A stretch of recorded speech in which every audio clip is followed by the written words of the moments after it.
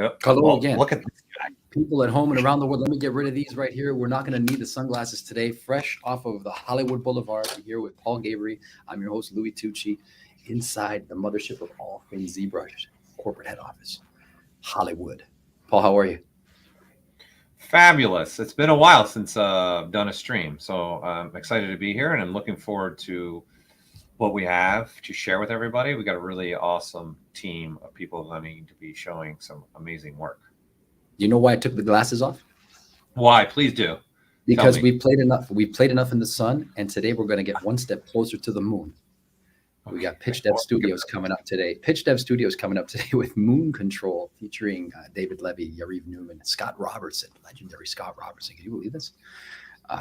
Man, somebody at home is happy to see this thing happening. Pablo Munoz Gomez is going to be here, and Konstantin Diktayev is going to be here. I didn't even butcher that. That was pretty slick. You're doing a better job than I would, that's for sure. Do you see a Diktayev? Well, how do you like the new digs? Check it out. I got a new couple of characters with me. Shout out to my man Raf Grassetti for the new figure. Anatomy tools back there, all done in ZBrush, by the way. And then the great Canadian himself, Logan. Yep. I'm excited to get going and getting the team in here, and they've got a lot to share. So, again, as always, we will be monitoring the chat for you all and seeing where any questions pop up. We'll do our best to try and filter as many questions as we can to the team, but they've got a lot to cover, so we're not going to be able to send everything to them. But hey, you know what? Do our best. No spoilers, but I think this presentation is going to be really great. They're going to go into some really technical type of stuff and really showcase ZBrush in a way that is not usually demonstrated. You got pulling on the Paul Gabriel heartstrings with a lot of hard surface modeling that's going to go on without getting into too many details. I think people are going to be really super stoked to see some of the stuff and some of the hybridized workflows as well that have gone into making this production, this Moon Kontrol situation a possibility. So I'm ultra jazzed about, not to take anything away from the other members of the cast that'll be with us today, but I'm ultra jazzed about Scott Robertson just from an illustrative standpoint and conceptual design standpoint. I think any chance you get to be in company of that kind of guy is always appreciated. So one big thumbs up to start the show off with in and of itself. Yeah, there's also one other thing I want to add. This is just obviously the start of the season for us doing these special types of streams. So we've got another one coming up next month as well, so that we want you to be aware of. So we're going to be kicking this season off with Pitch Dev Studios. So we're excited having them, but we also want you guys know there's always more stuff coming down. So please take a look at our calendar. This is another one that's coming up next month. A 2D designer, toy designer that's embraced ZBrush, and now she's kind of making her own toy lines. So we got a lot of stuff coming down. So please definitely take a look. We'll share this in the chat so you guys can have access to that. But we just wanted to make sure you're all aware of that. And don't forget, also, if you're new to the world of ZBrush, or if you're just coming back to watch us go through this today for first time in a while, remember ZBrush Central, the ZBrush Central forum, your source for everything ZBrush related and some of the hottest, latest, cool pieces of work being put up there. I want to draw attention to the top row and also just in general the quality of work that's been populating that thing recently.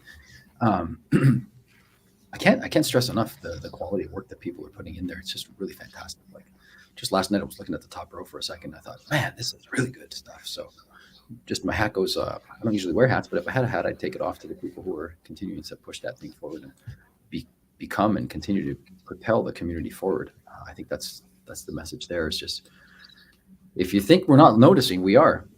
And that's definitely something that keeps us going and motivated as we continue to develop the world's leading digital sculpting software on ZBrush. And that sounded like a commercial. And I didn't even mean it to be. I'm just letting you go. Well, let's do it. Let's bring them on, eh? Let's get them going. Let them having, they got a lot to share. So let's bring the team. Golf clap here they come. Let's put a golf clap, a round of applause.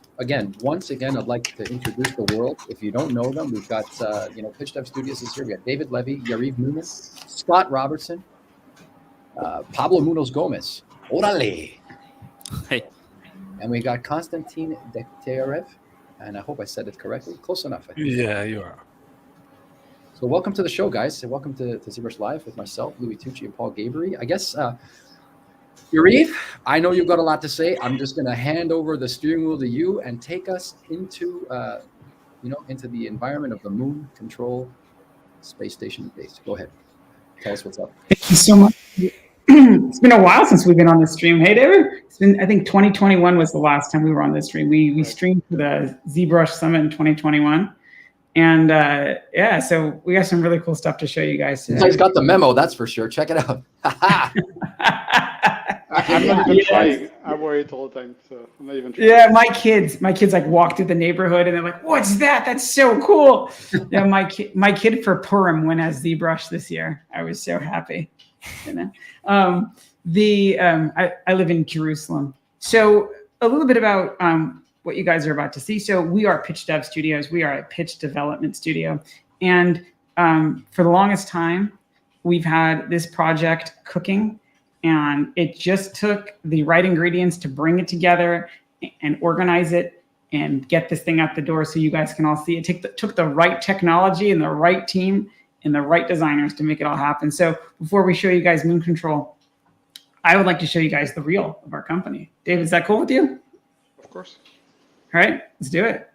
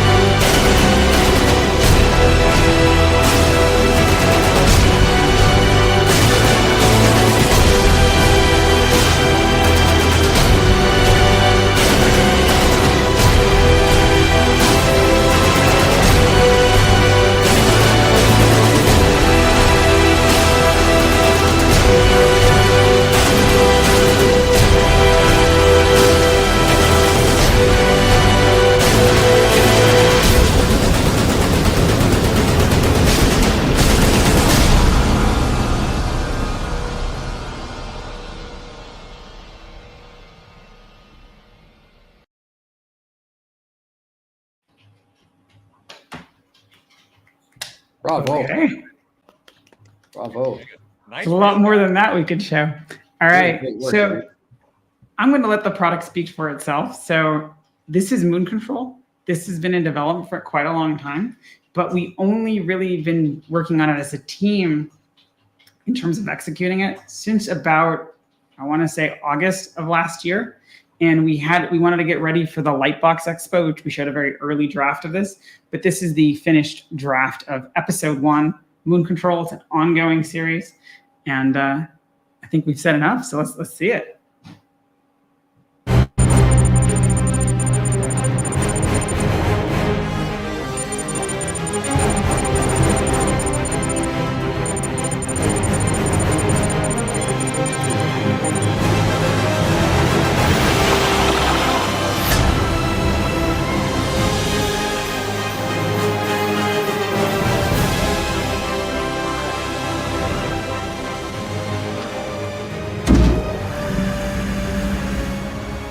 Okay, let's go. Man and backup generator. Okay. Oxygen level. Emergency bags. Okay. Turret rotation. Okay. Aiming initialization. Okay. Railgun sequencer. Okay. Unit vehicular separation. Check. With A, B, C, and D engines. Check. Lateral and horizontal thrusters. Okay. Music. My Little Red Queen. Check. Stopping point Alpha 6, request authorization to open door 4. Armstrong 3, display 0407. Display 0407. Armstrong 3, door opening, exit allowed. Good hunting. Here we go.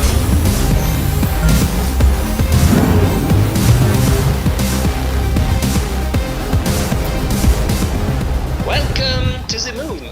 I'll be your guide to this wonderful playground for the next few months. And 90% of the job is waiting a long time. But who cares? We are paid well enough. I'm not here for the money. I came here for the silence.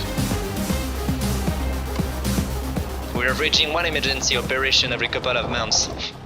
What they say is true. In space, no one can hear you bored to death. So, let me give you a tour of this wonderful property. No oxygen, no sounds, no trees, no lakes.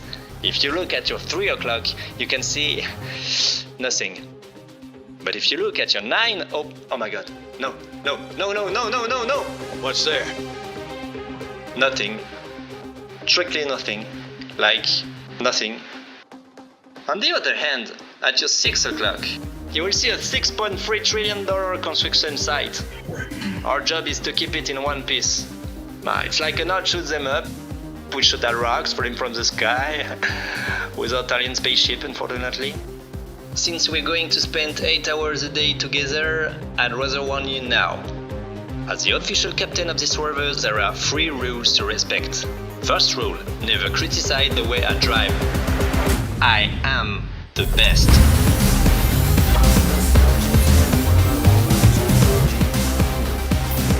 Now seriously, 5 years ago, I almost entered the top league of the World Formula Drone race. Except there was an accident. Let me guess. Your big head couldn't fit in your helmet anymore. Funny, second rule. No talking about love in this lunar rover. All you have to know is I was living the perfect love with the perfect girl. Except there was an accident, sir. That's it. At this time on Earth, my ex is probably in the backyard drinking with her new boyfriend, looking romantically at the full moon without knowing they look at this. Yeah, sounds like a mess. Sometimes life is complicated. Yeah, it sure is. I was in the Army. 5th Battalion Heavy Armor Division. My last battle was in the Facebook Wars of 2065. Over 3,000 dead in one day. Social media is not as peaceful as it used to be, so I wanted to get as far away from humans as possible. Maybe because I killed too many of them. Do you enjoy wine? What? The one I have left here is the only thing I took with me after the breakup. It was supposed to be for our raiding. I prefer to stay sharp. Oh, afraid of being too chill? Get in less trouble that way. In 2 years, when the protection dome is down and we are useless, I will buy a house by the sea in Cannes. I will have a huge wine cellar, and every fracking day I will find something to celebrate. Maybe you will be invited to watch me emptying bottles. But I am not sure yet that you are a party kind of guy. I don't think so, sir. Anyway, the third and most important rule about this lunar rover is... Control tower to Armstrong 3. Armstrong 3 to Control Tower. Stand by. Armstrong 3, get in line at Sector 16. The Minority 2 rover is not copying our messages. Merde. Probably a technical difficulty, but could be an emergency situation. Control Tower, Armstrong 3. Anyone else in the area? We are already on an observation maneuver and we got a lot of reviewing to do. And our rover needs an oil change or air freshener or something very long to do. Negative, Armstrong 3. This is priority. Level 3 order. Control Tower, Armstrong, Roger, on the way.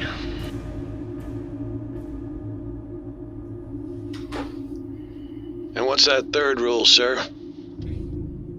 Never engage with Minority 2's crew. They're uptight morons. Control Tower, Armstrong 3.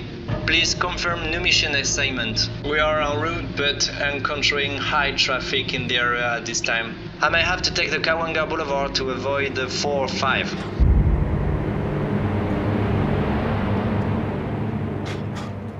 Feels a little too quiet out here. Minority 2, do you copy? Minority 2, please.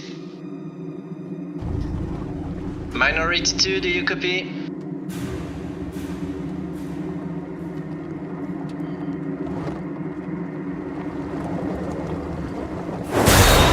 What the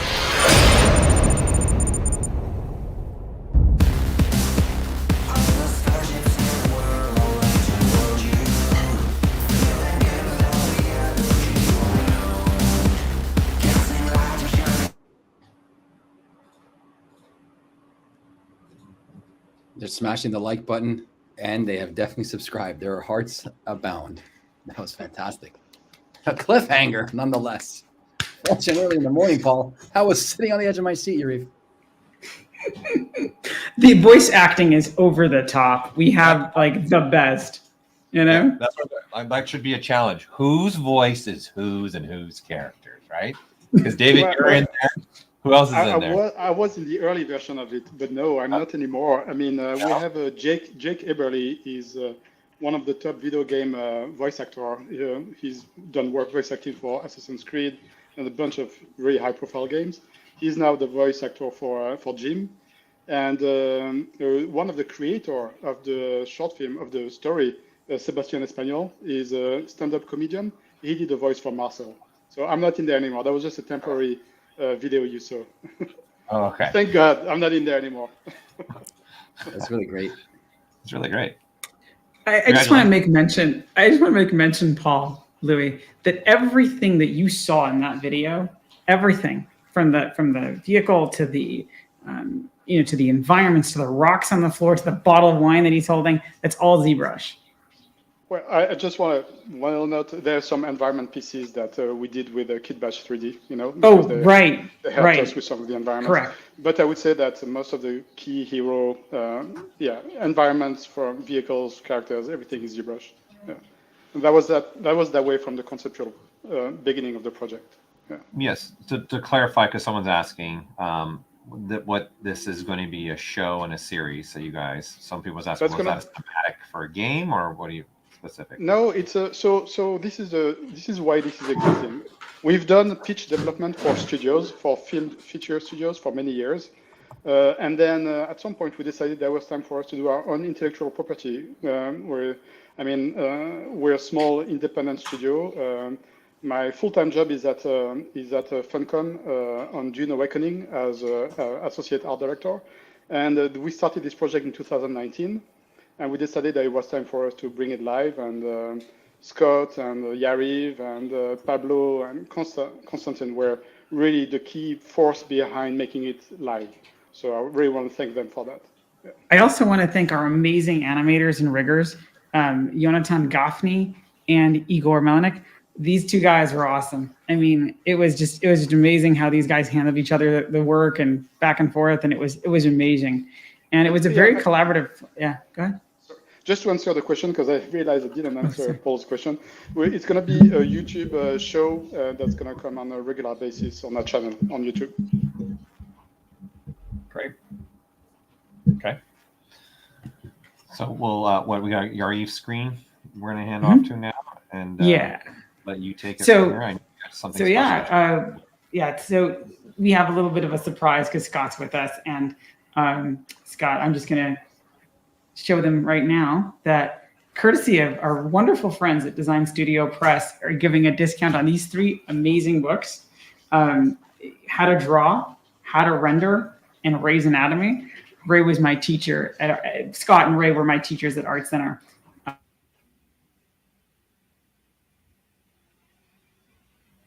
We lost Yari's voice. He lost his voice, but nonetheless, fantastic offering here. Let's pick it up where he left off. You got 3 glorious opportunities to engage with some high-level content and learning materials at a reduced price of 25% off. So that expires again April 10th, 2024.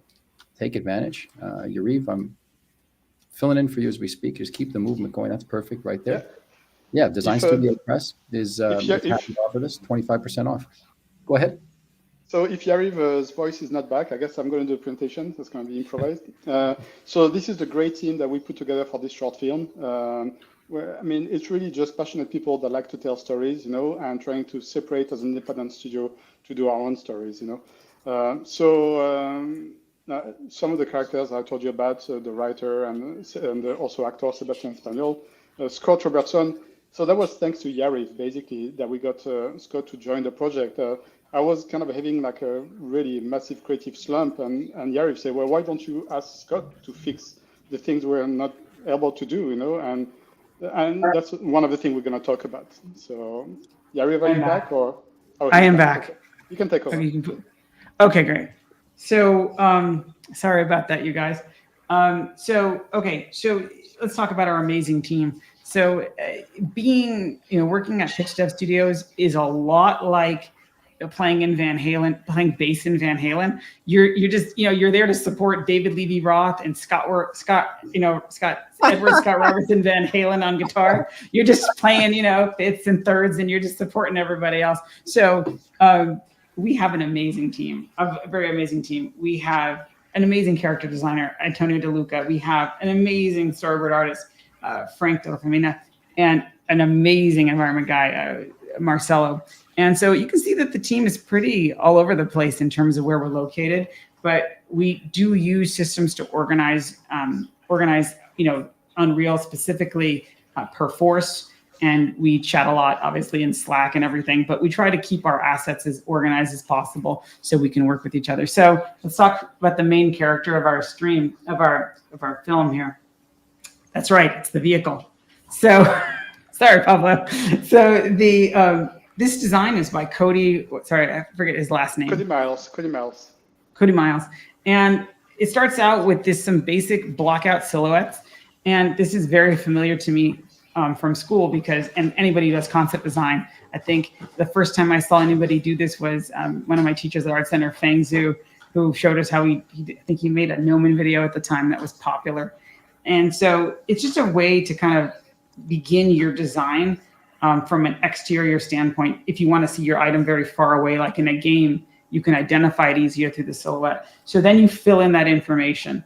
And we started to filling in the information, and we're getting closer. We're refining our design, and we get something that looks pretty cool, and really feels like a rover slash, I guess just security for the moon there that shoots down asteroids falling from the sky. And then we took it to ZBrush, and the model, which I'm going to show you guys here in a second. Okay, so there's our wonderful model. Let me just bring it over here. So this was our model that David built, and it was pretty cool. It had a lot of very interesting things, but at some point we were both looking at it and we both realized, there's something that's missing here. And sometimes, I had been at Art Center with Scott like 14 years ago. Sorry, I'm gonna turn my phone off here. You're blowing up. This is what's going on. Yeah. It's Sorry, it's my daughter, and I am not going to answer this call. 1 second here. This is how smart my phone is. You're the only guy on planet Earth that would try to take a phone call in the middle of a live stream. Here we go. Okay, I'm not taking this. Anyways, so we realized that something was missing, and we didn't quite know what it was. And so sometimes, it's been many years since you've had your, my education is in transportation design / entertainment design. Sometimes you got to get back in that X-Wing. You got to fly back to Dagobah, and you got to go back to the master. So, it's like you could ask him, why didn't you teach me that a lightsaber can block lightning, Obi-Wan Kenobi? So when you're in front of the Emperor, you're like, oh my gosh, what do I do?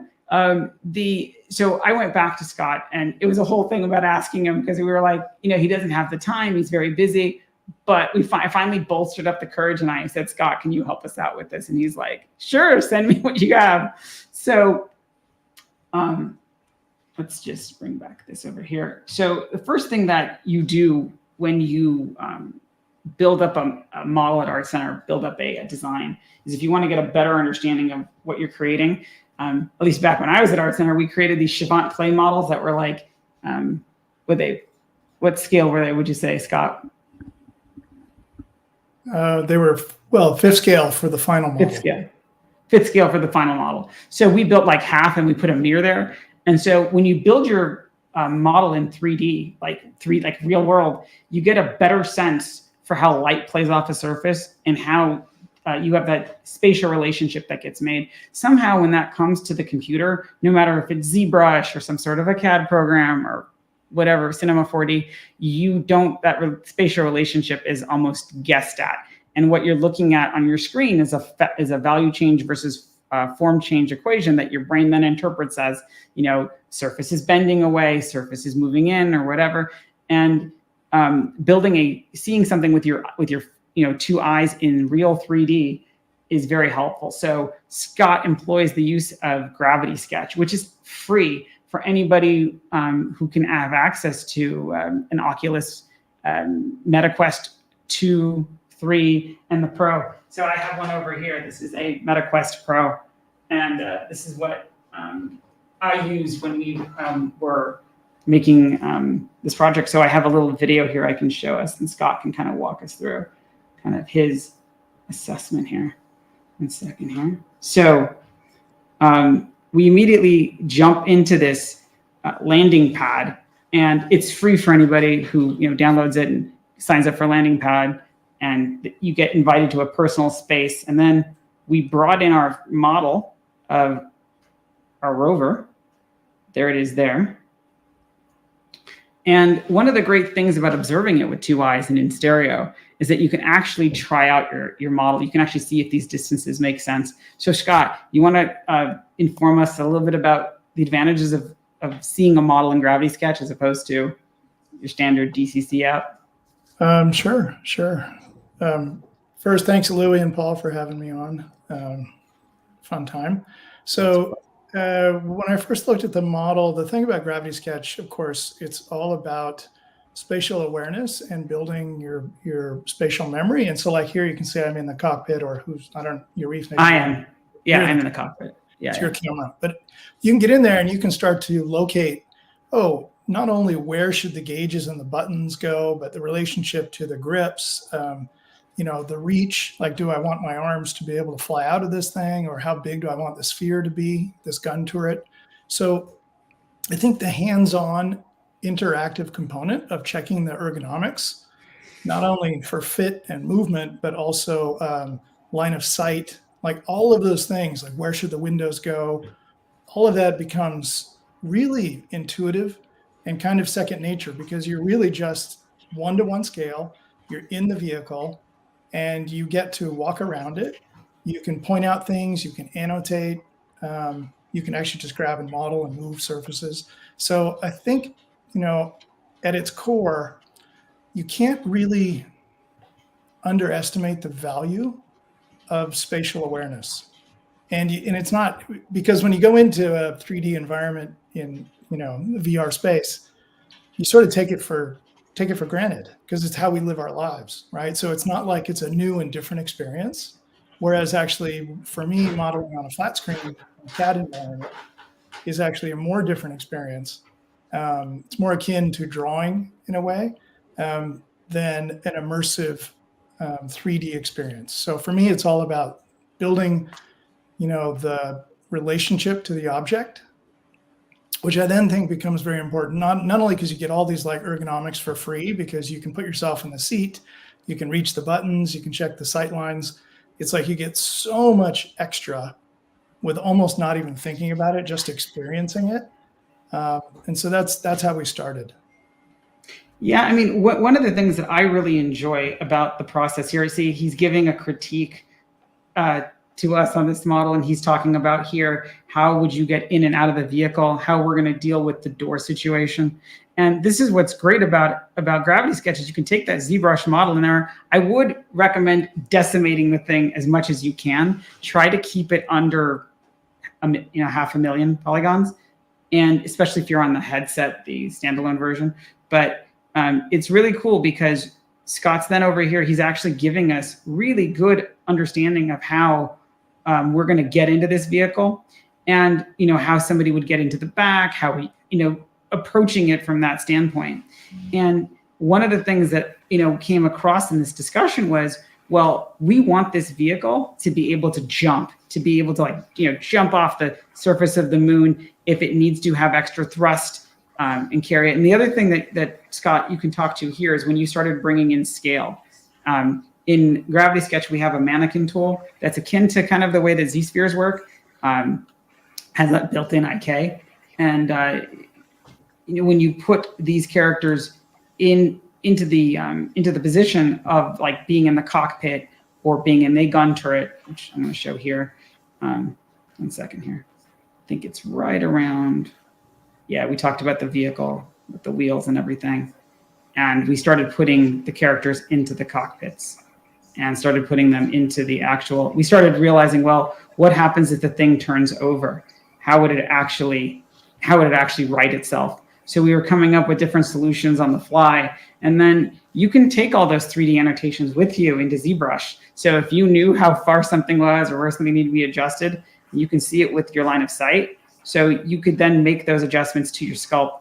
And I would say that the fundamental difference for me as an artist between Gravity Sketch and ZBrush is that Gravity Sketch is drawing, ZBrush is sculpting. So they're very different in the way that they work. They're very complementary to each other. And this is actually a really great workflow, but dealing with the way that he dealt with the turret was kind of cool, which I'm going to show here. I think it's about here, right? So he drops it in right about there. And this was cool because then we could kind of figure out maybe our scale wasn't going to, maybe this wasn't going to work. Scott, you want to talk to this end for a little bit about having the mannequin in there? Sure, I can.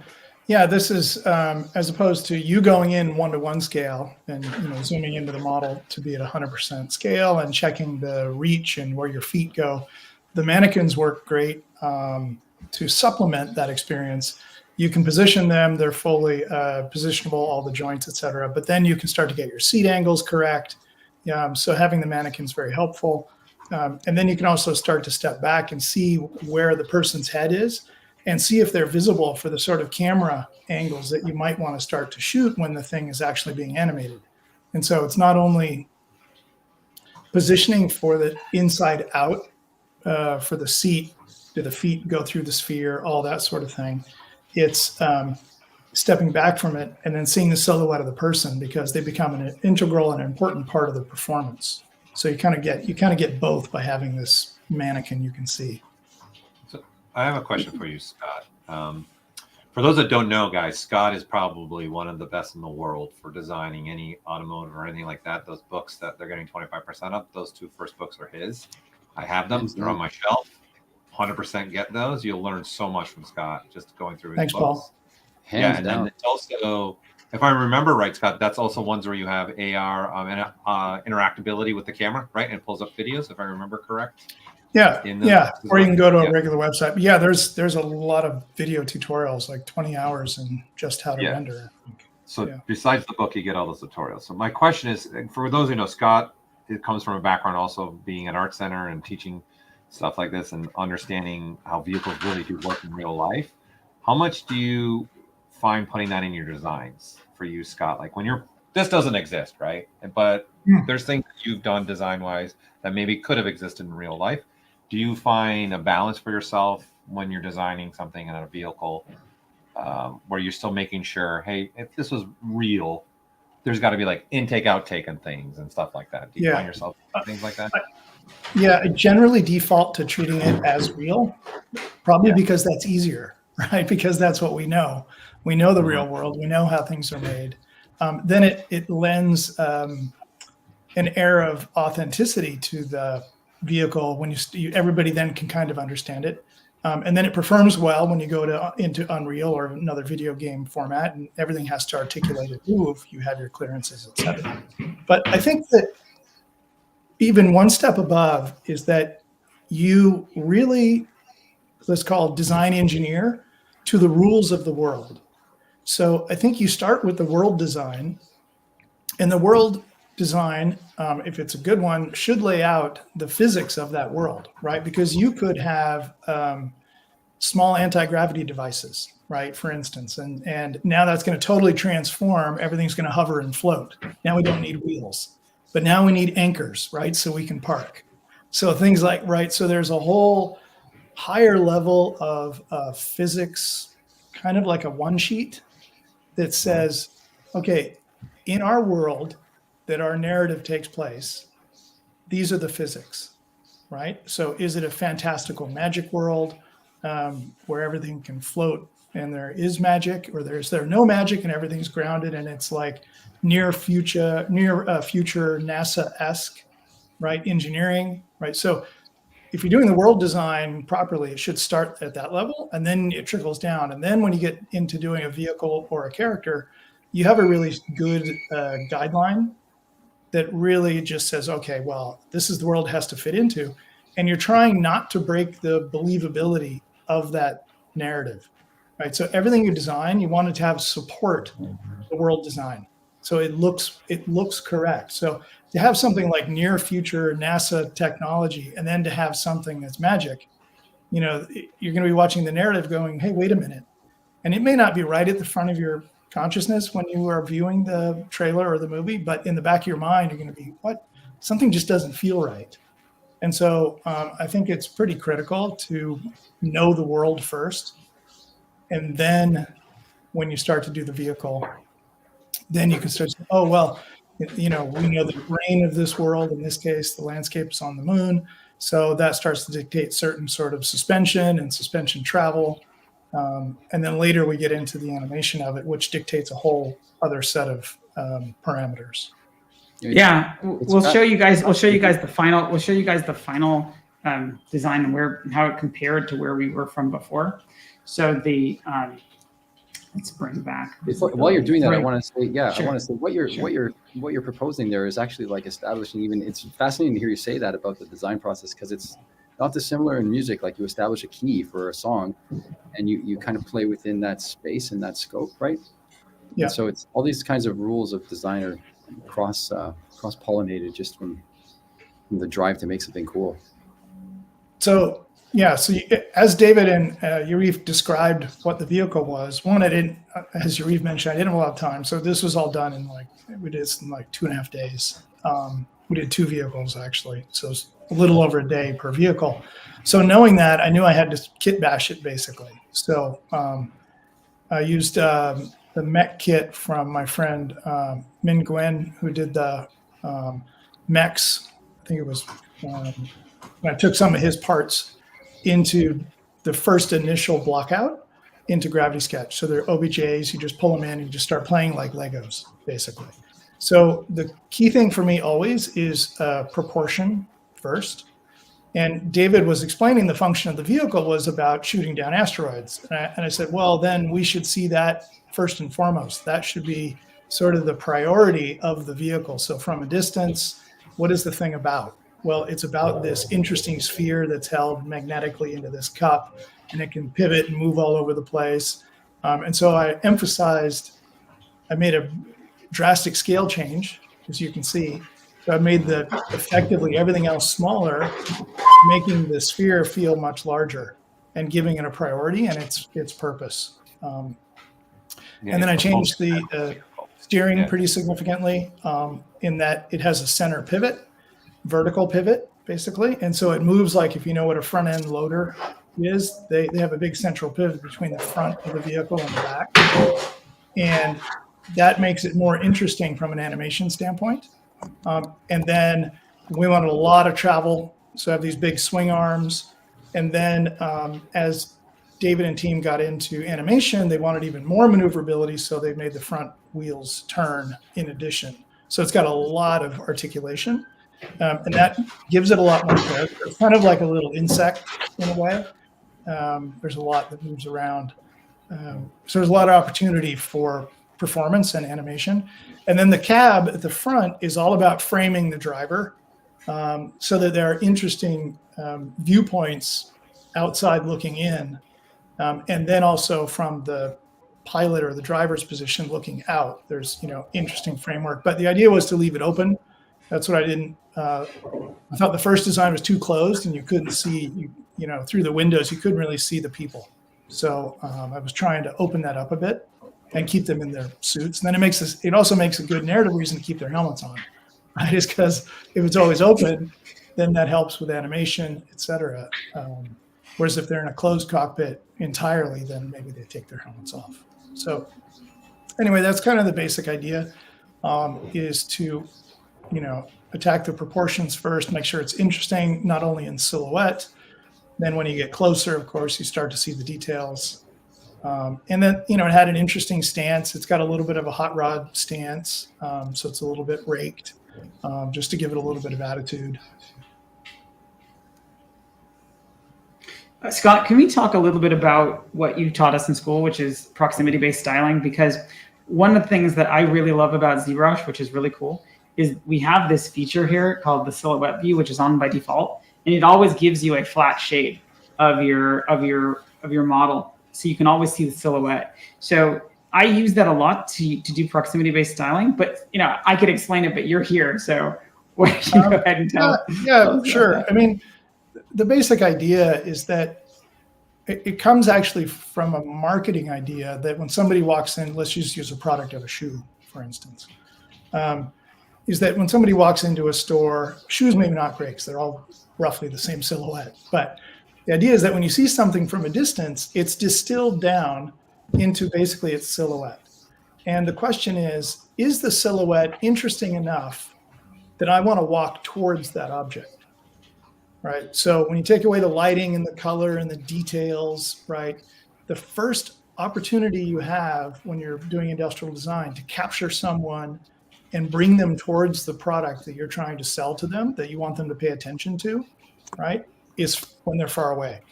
So that's why silhouette is so important. And that's why I put it really at the top. And then as you get closer, other textures and interesting parts of the vehicle get revealed to you as you walk towards it. But, you know, nobody's ever going to see that unless they start walking towards it. So the key is pull someone in, grab their attention. Hey, what is that? I want to go look at it, right? So now they're walking towards it. And then you start to see, you know, the light across the surfaces. You start to see the graphics of the vehicle. You start to see, and this is, I say vehicle, but it can be a chair. It can be, you know, anything. And of course, you can move around all your subjects of this depending on how far away or how close you start to the object. If you start close, well, then maybe the silhouette's not as, you know, it's no longer the priority. Maybe it's about graphic design as the priority because we're close enough to see the graphics and the colors. If it's nicely lit, and we always know it's going to be nicely lit, then maybe the colors become more prominent. So maybe if in the context of a shoe, I walk into a shoe store, I see a big wall full of shoes. They're roughly, I'm in the running section, all the silhouettes are basically the same. Now, which one do I walk towards? Oh, maybe I walk towards the color palette that I like. So I'm going to walk towards the colorway. So if I know that the colorway now is more important than the silhouette, I better spend more time on the colorway than the silhouette, because the silhouette is kind of equal, right? So it's a way for you to prioritize where you spend your time.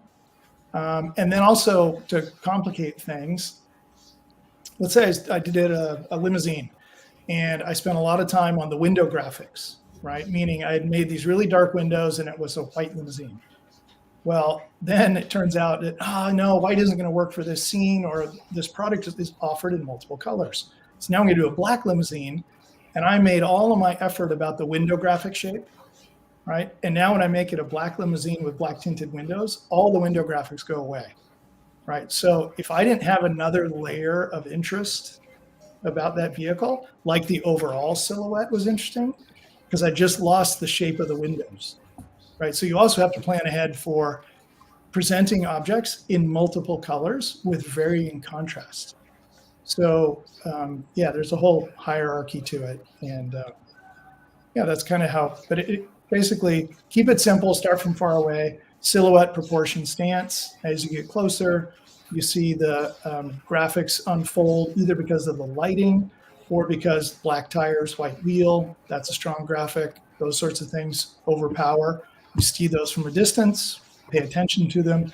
Then you eventually get all the way up to the stuff you can touch.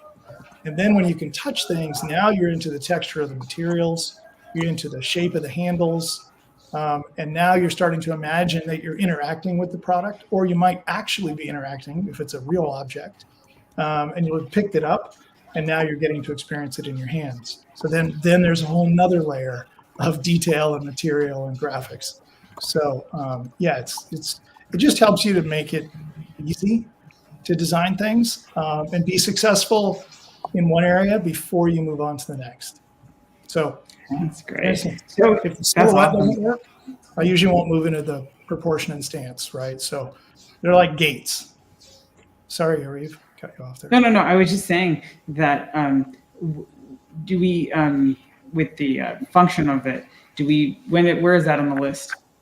In terms of styling?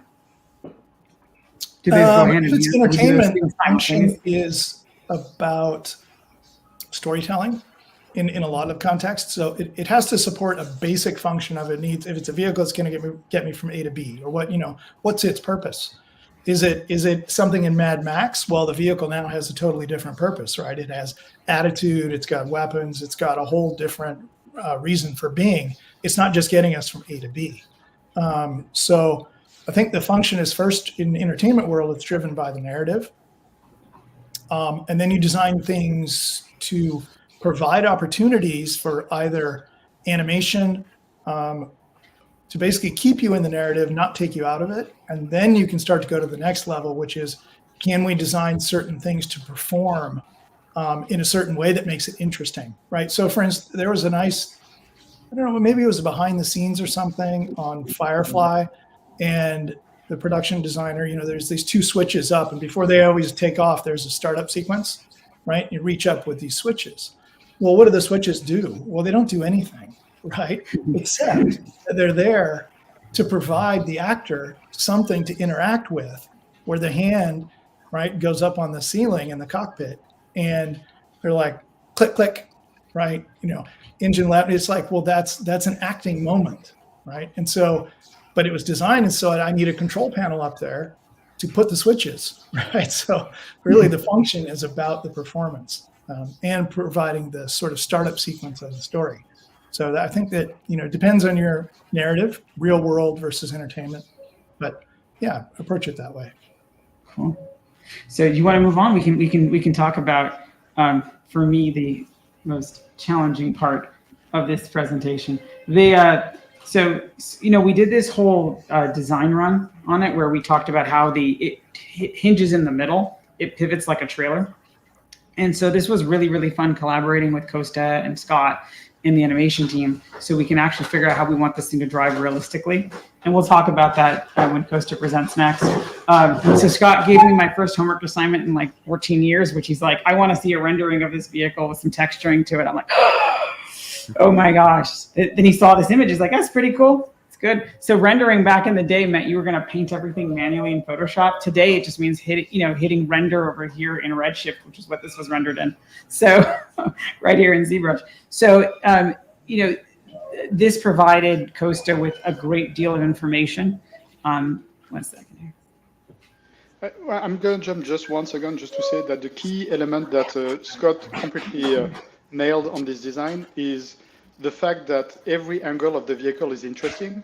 And I knew that when going in Unreal and choosing camera points, it just worked magically. Whatever camera angle we gave to that vehicle, it looked really aggressive, exciting, and not boring.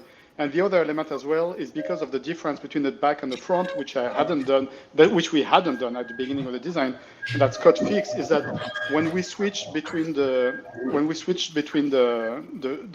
turret guy and the pilot, it was very important to understand that who was who. And when we switch, there's someone's microphone that's on. I don't know what's going on. It's very noisy. Somebody removing stuff. Thank you. That just got muted. And so being able to recognize when we go into the helmet, for the characters that Pablo did, and when we go out for the vehicle that Scott did, we could understand very clearly who was who. And so these were the two elements in terms of directing that worked magically thanks to the great design.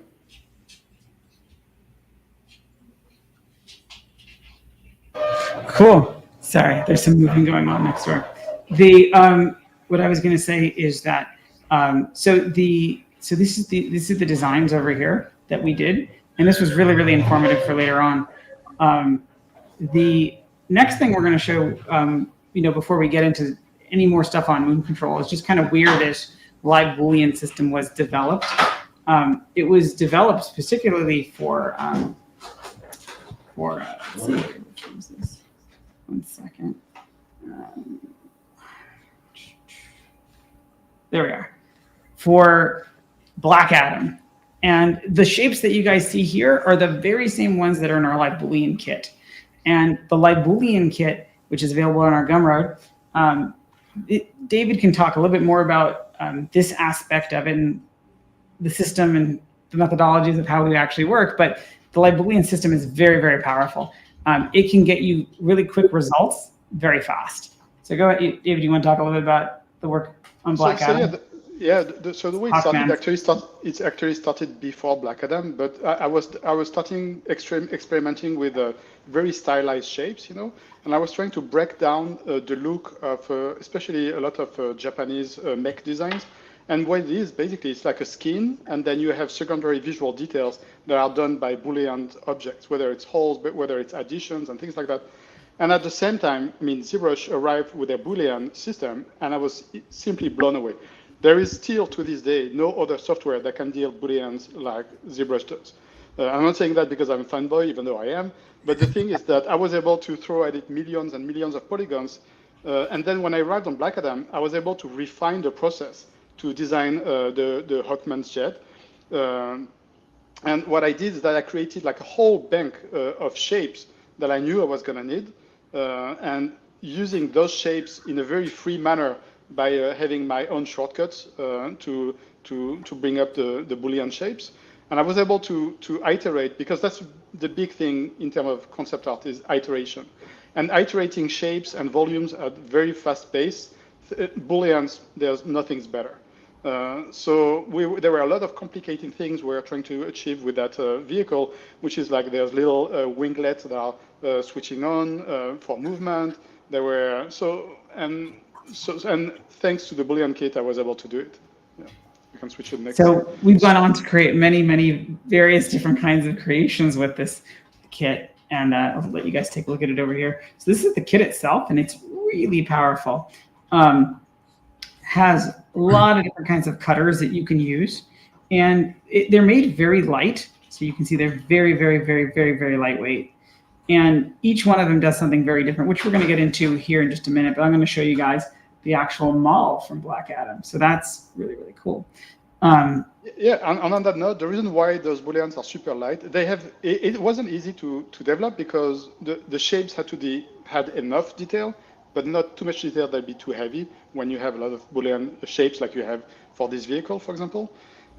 So they're just optimized enough, you know, and that allows to have like an extremely complex looking shape without killing your frame rate, of course, when you're working. Yeah, I mean, it's awesome. You know, when you're working at this scale, I mean, you're just like a kid in a candy shop, you know, a kid in a model shop, I would say, where you're just sitting there and you are just hammering all of these shapes on here and getting sorts of different results. And it can make, you know, the project go very fun and very quick. Especially for a vehicle like this, where you have a set design, a scale specific at the interior, you can work with the interior, the exterior, everything at once, as opposed to having to work in separate pieces, you know. And the great thing about this is that once you're happy with the shape, let's say you want to, like we did for Moon Kontrol, we want to look at it right away into Unreal. It is possible. You just decimate your model, send it to Unreal, and here you go, you know. Yeah, I mean, the really cool part about decimating in ZBrush is the fact that you can decimate with UVs intact, which is incredible because most packages won't do that. So, you know, this is a really huge advantage when you're in game development. You can just, or, you know, cinematics like we were doing, you can just throw it in there, see how it looks. So from here, let's go ahead and jump into the turret. So the turret design. I don't want us to take too much time because I know that we have other great guys presenting, Costa and Pablo. Yeah. I want to make sure we have some time for them. But we can quickly say, I mean, what the turret that you see in the short film is the turret that was made in ZBrush. Based on that, Yariv took it and over the last few weeks has done some research and development and found some cool new tricks that you can talk about quickly. Oh yeah, cool. I'll talk about these real quick. So, and we'll talk about some 2024 features that are really used when I went back in here. So take a look. So that's your sphere, right?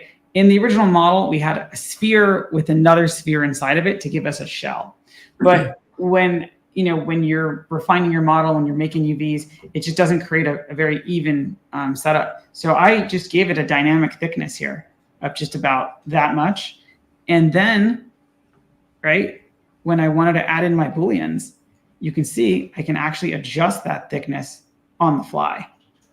So that's really powerful, you know, to be able to decide where and how much information is being picked up dynamically without having to go back in there and resize all your objects.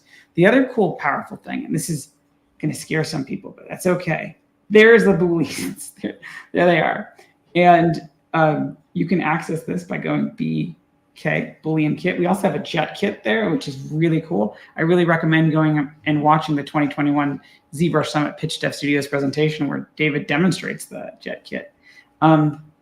So the really cool thing about this is, you know, when you are laying in your shapes, it's low poly. So you can come in here and you can say, well, I'm just going to go ahead and just lay a shape in there just like this,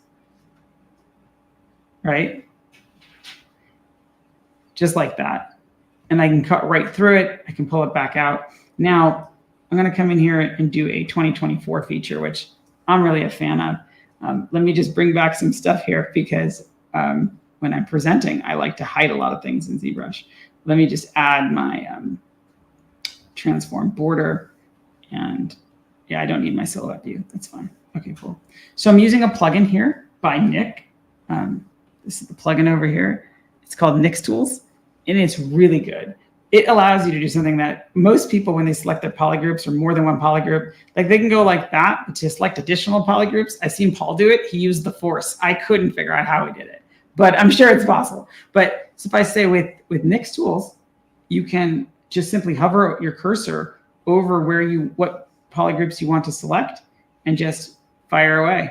So I'm going to go ahead and select that polygroup. I'm going to make a state over here. I'm going to then substitute it for a different shape. Let's say I want to do that shape there. I'm going to unmask it.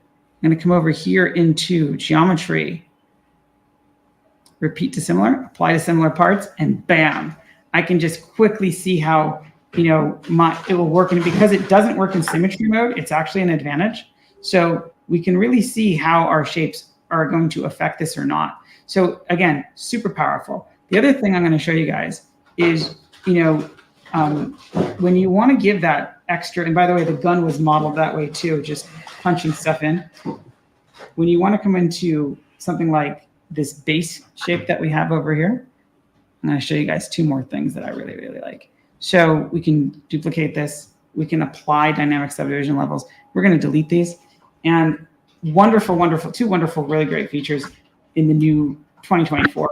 If you don't have it, go ahead and subscribe and get yourself a copy because it's amazing. You can actually hold down Shift and click on the transform gizmo, and it will actually give you a viewpoint from that vantage point of the gizmo. So we're going to come over here to the knife tool. I'm going to use the knife rectangle, and I'm just going to separate the. I'm going to come over here and choose split the parts, and I'm going to split these parts just like that. And this is what's really cool about it. You can come over here. You can split these things to parts. Let's do it like this.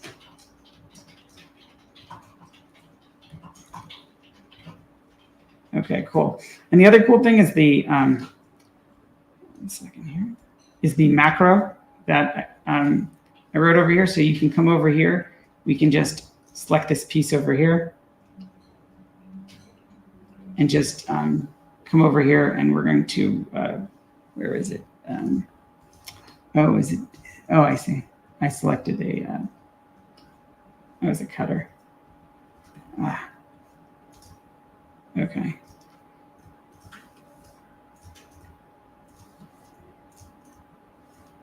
Okay. I'll delete this hidden. We'll do a close holes. Now the cool thing is I can then use this as a cutter right into my surface, which is awesome. So that's really, really cool. You can actually sit there and break it apart and do all those things. So the last thing I'm going to show you guys is a really great plugin that I really, really like that came out, I believe, in 2022, if I'm not mistaken. You can apply your Boolean shapes to your object, just like this. And it's based on your polygroups. So here you go like this. And this is super, super, super high poly, right? Super duper high poly.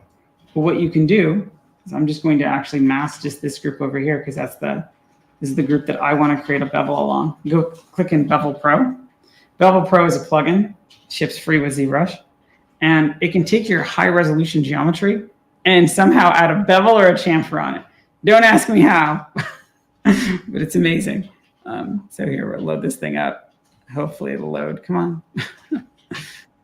I'm on an M2 MacBook Pro, so it's pretty cool. So there it is right there. And you can actually have it auto apply, which it then uses the live Boolean process within this plugin to actually apply that right to the surface itself. Or if you just, by the way, you can increase the size of that bevel by choosing bevel amount over here. So you can increase the size of the bevel or decrease it. I have it here on auto apply. So we'll just give it a second. I think we should try and move faster. I really want to give time to Costa and Pablo. Sure, we will. Sure. I'll let this thing figure it out. Okay, cool. So do you want to talk about the environments or do you want to skip that? I think we don't have enough time. I think we should skip to basically what we can say. You can show maybe one slide that the environments, sure. especially the buildings, the spherical shaped buildings, and also the other buildings that are more like intricate. They were done by Marcelo, who is an incredible architect. Those buildings were then also partly using the Boolean kit, and we ended up with like something we could throw in Unreal very rapidly in order to test it, light it very, very rapidly. Yeah. So this was. I gotta ask, did you watch the movie Aliens? Like, this feels a little bit of that, also a little nod to a little bit of the old school Aliens too. There's definitely an old school vibe to the whole show. You know, it's very 90s, I would say, at some purpose. Yeah. That's great. So cool. So I'm going to hand this presentation over to Costa. Thank you so much, Scott. Scott, you can be part of this next presentation with Costa. We talk about the vehicle. So Costa, you want to show them how we can make this thing drive in Unreal? Yeah, I think it will be short, but we already in real time, okay? And this is a game engine, so actually, why should we not play it?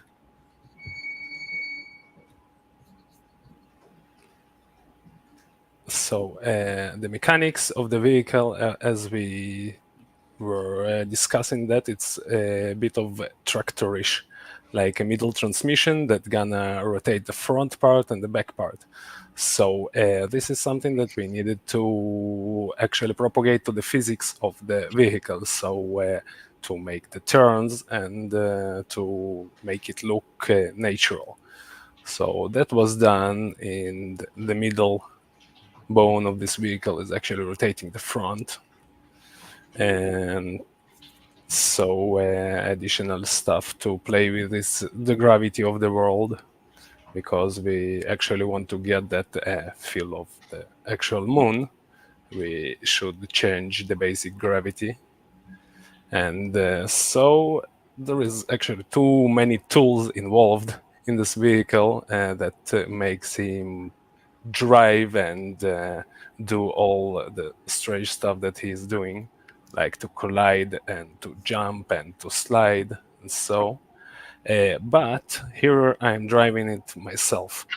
And in the end of the day, we want to record and play back and edit. So we got a great helper tool that's called Rush Hour. It's actually will take our vehicle and gonna drive it on a path that defined ahead. Okay, so I have here a small path for our test vehicle to drive on, and let me configure it and play it.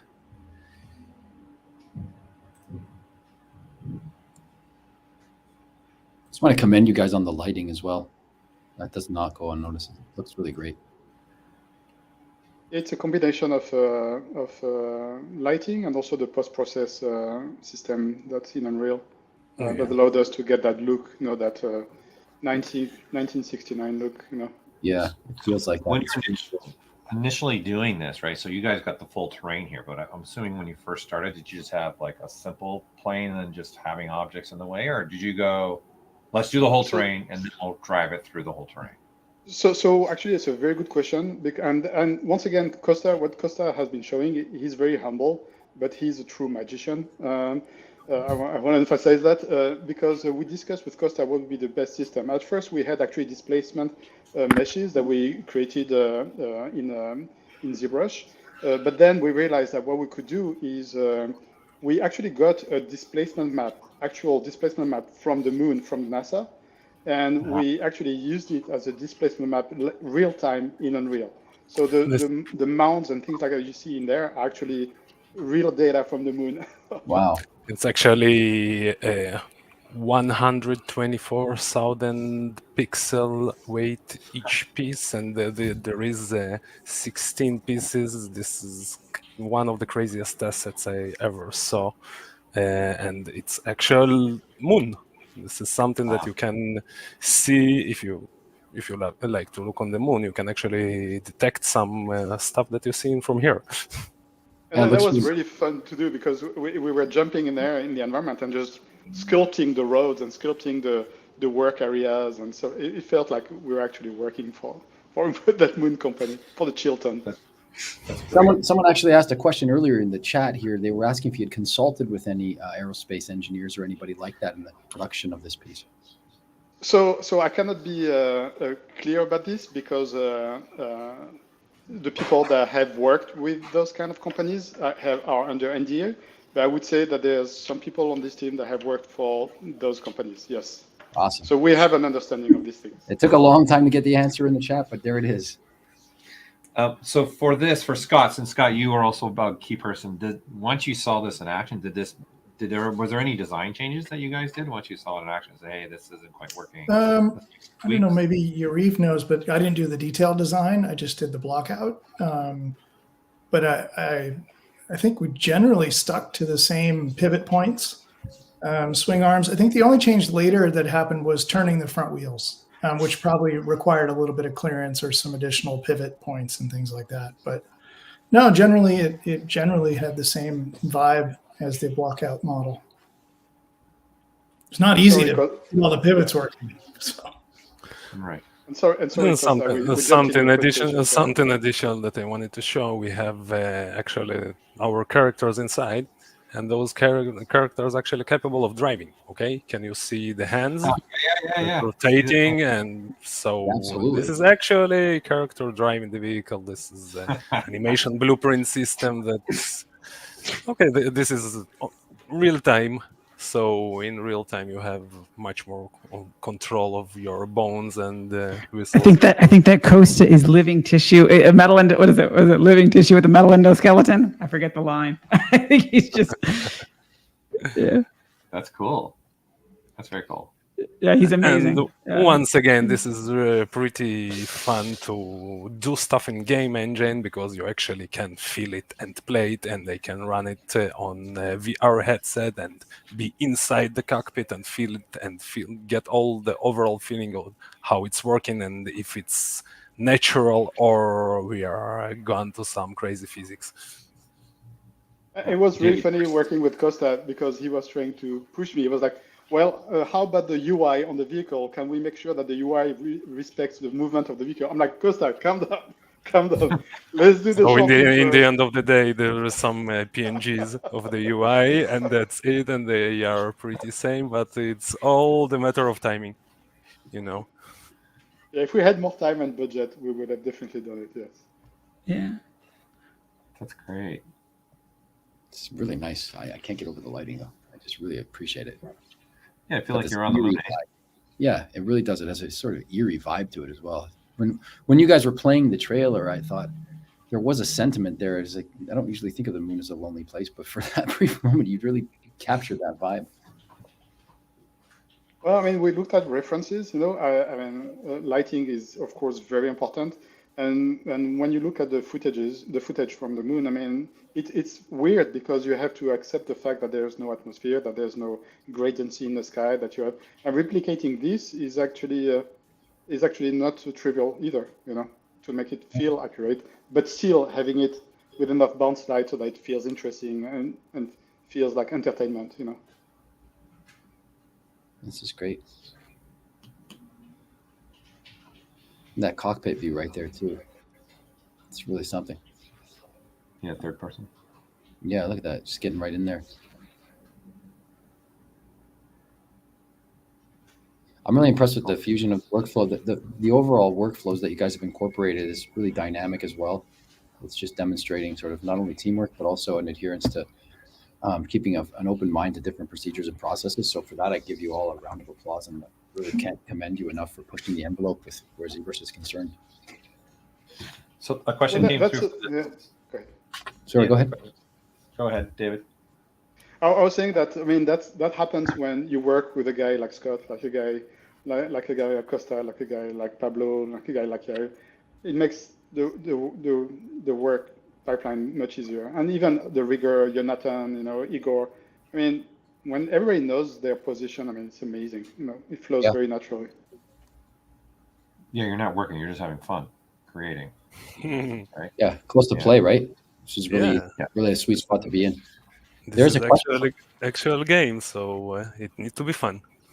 Space Cadet _1 wants to know, how did you find the balance between playability and realistic 1/3 gravity simulation? And the more concerns were about the poly counts, and so because today's game engines handle those pretty well, and there is a new Chaos engine that Unreal implemented last year, and also this is great in real time. I'm not trying to run it more than 30 FPS actually, because this is our final frame count. So for me, it's running pretty smooth. We're using all the technologies we are able to use from Unreal, like Lumen and Nanite. So this landscape is actually something like 96 million polygons, but it's procedural and handled by Nanite. So I can't feel the difficulty of using it here. And also the dynamic lighting is something that is pretty new, but well done in Unreal Lumen. So there is actually kind of path tracing, but with shortcuts. And this is giving great results and great frame rate. And two, there's some compression happening like through the YouTube stream, because I've seen it in a different circumstance, and this is not. I mean, it's even more batshit crazy. Like, it looks really phenomenal.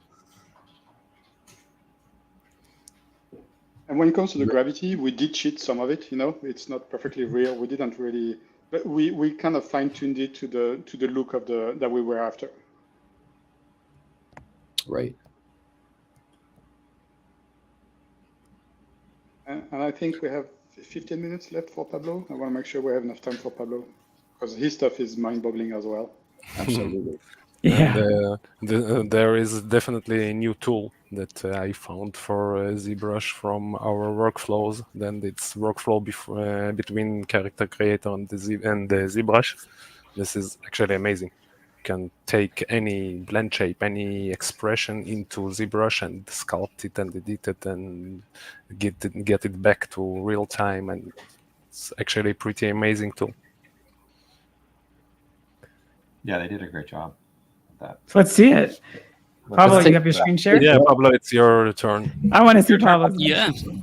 Thank you, Costa. You're amazing, Costa. Thanks. And now, without further ado, te presentamos Pablo Munoz Gómez. Órale, vamos. I just want to thank Pablo personally. I really want to thank Pablo personally for coming on board. He came on at such short notice. He was our ZBrush guide.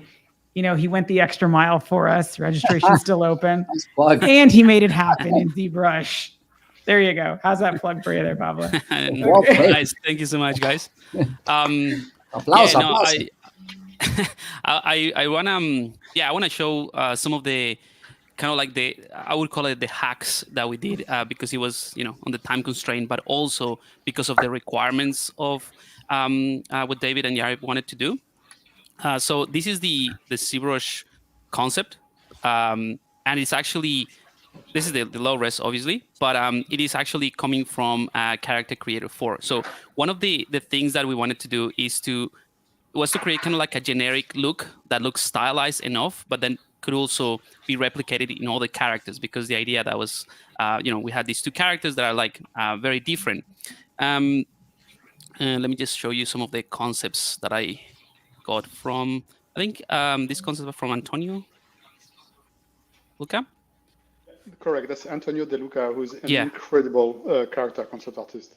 Yeah, so like really awesome things, really awesome like visual cues, and the coming back to what Scott mentioned about like identifying the silhouette, even within a silhouette. I think it's really important when you get closer to a character. So all the contrast between those shapes, the white color and the green, the yellow, the black, all of those patterns, all of those things are really interesting. Even at this very rough level. It gives you so many ideas of how to explore the design. So I didn't start from scratch. I definitely borrow some of the main things from these type of concepts, even some of the ideas for the heads. So I started with that, and then I moved into Character Creator 4, which is the software from Realution. Let me just show you some stuff.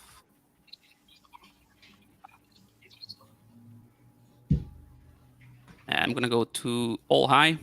I have about 36 million polygons on this guy. And I have multiple UVs and all of that. So this is the base mesh, and the retopology and everything was done in ZBrush. I tend to do, I try to stay as long as I can within ZBrush, just because it allows me to maintain that sort of creative freedom, which is, by the way, another important point I would mention about this project. It was very short notice. A short time that I had to sort of turn around, but I have to thank Yariv and David, because they said, "We trust you. We'll just give you, full creative freedom." So it was a pretty chill project to me to work on, because I was doing things in between. So this is the character from CC4, and this is the trick, or this is the kind of like the hack. If I go into solo mode, just showing you the body by itself. You'll see that the topology is not, 100%. Let's go into low res. The topology is actually the body of the character from CC4. So it is not necessarily optimized for the specific shapes that I have in the suit, if I compare it to this one. But when it comes to it, what we wanted to do is be able to adjust shapes, and the animation just works totally fine with it. So the actual suit is just a body, just the body from CC4. And then I just added a bunch of things on top in ZBrush. So all of these things are essentially extraction. So I would mask something from the body. Let's see if I can do that just to show you the process. I will, let's do it like this. So I could just duplicate the entire body. And then I would use something, well, it's not going to crash. So I would just cut things up with either the knife brush, like so. You're just using that secondary mesh as a source mesh to create the secondary parts, right? Yep. Sorry, I made a mistake, so I crashed it. That's right. But yeah, anyway, it was just a matter of like cutting things in pieces and extracting it to create this. That's actually not too bad that happened, because I was gonna initialize it anyway to show you the connection and the workflow that Costa mentioned. So yeah, one of the things that we wanted to have is the ability to change things slightly between characters. So I'll show you. The main thing is, so if I take the morph here in CC4, I can literally just take, let's say, the arm, and just make it a bit bulkier. And that's what we did for Gunnar, for Jim, the guy that is in the orb. We can take the head, scale that up completely. Not if I. Let's see, head. You won't be able to see that. I can make the arms way longer.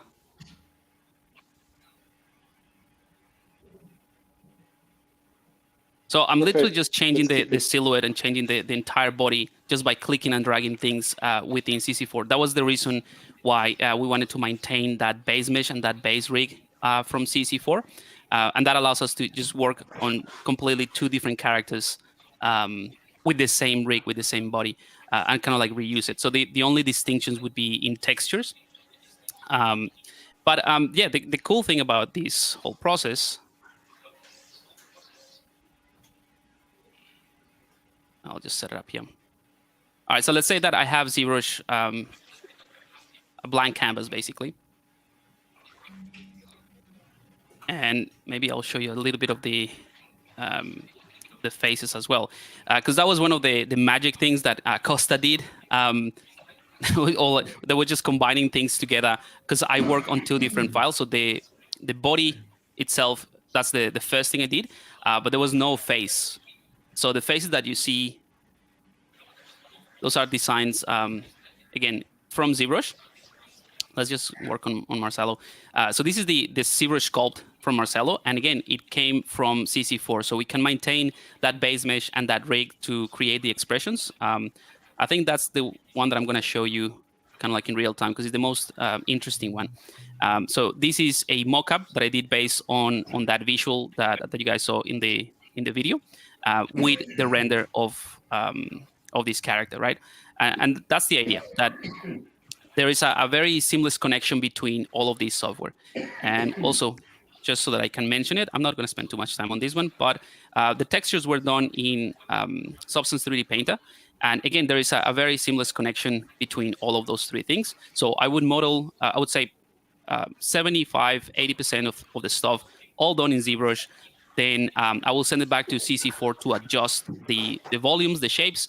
And from CC4, you can also send it to 3D Painter and work on those really high frequency details, which was another very important part of the design. Just like paying attention to some of the details and the close-ups. Those things that Scott mentioned about kind of like grounding the design and making sure that it fits within the environment. So one of the things that I see sometimes on different things online is just that, because it is too easy to make these sort of like scratches and rough edges in metal stuff with Painter, it's just all over the place and it's like too much. But this one is meant to be like a very hard, solid pieces. But because the rover is open, so there's going to be a lot of like debris and little rocks that can create this type of scratches, but it's not everywhere. So so that was kind of like the thinking behind the creation process of these textures. One thing I should mention though as well, and please let me know how we're doing with time if I need to rush over something, so I can show you. Don't feel rushed. Don't feel rushed. All We're good. So you'll see that the fingers are all crooked. That was an intentional thing that I had to do so that I could work with those pieces in ZBrush. So in the pose here, that's all good. But these long sort of gloves are just an extrusion, an inflated version of the hands of the body, right? So I had to, because I wanted to inflate those and work on this, basically on the glove, I had to inflate it, and I had to spread the fingers so I can sculpt and work on all the details, and then doing the bakes and everything with the hand open. So after doing that, I'll just bring back everything into CC4, and then you'll have the normal, just the normal rig. But once everything is working, and this is another cool thing about the workflow between ZBrush and CC4, that all of these pieces that I created in ZBrush, all of the armor, if you will, they're already kind of like attached to, like, it has a skin weight to the original rig. So I can bring in an animation. Let's go for body rig.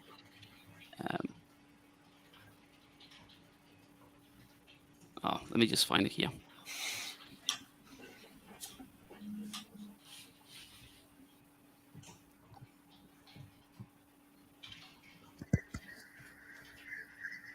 And this is how we made the little video. Actually, let me just show you that video.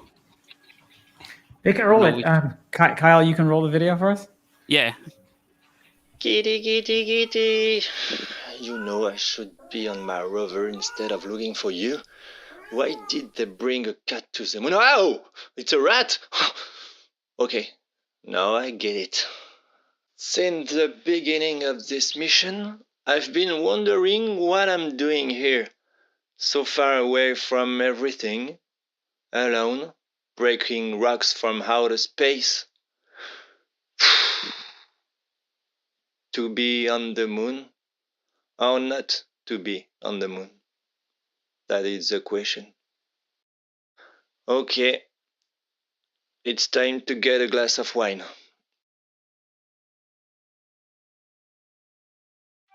Let me describe to you the marvel that is my lunar walkwear. Of course, you've noticed the sublime shades of yellow and grey, chromatic marriage of rare elegance. This is not a spacesuit. It's a work of art that defies the laws of physics as much as those of fashion. Yellow, it's a vibrant glow that symbolizes power and intelligence. Grey, on the other hand, offers a bold neutrality. And what about this helmet? A masterpiece of technology and accessories that provides superior protection while conferring a sublime presence.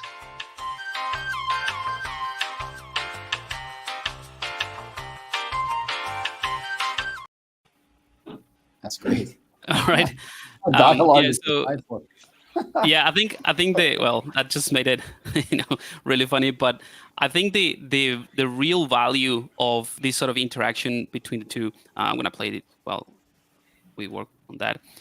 Is that So in instance, you're taking the model from ZBrush, you're throwing it in Character Creator, and you're throwing a mocap on it, and now it's automatically moving it. correct?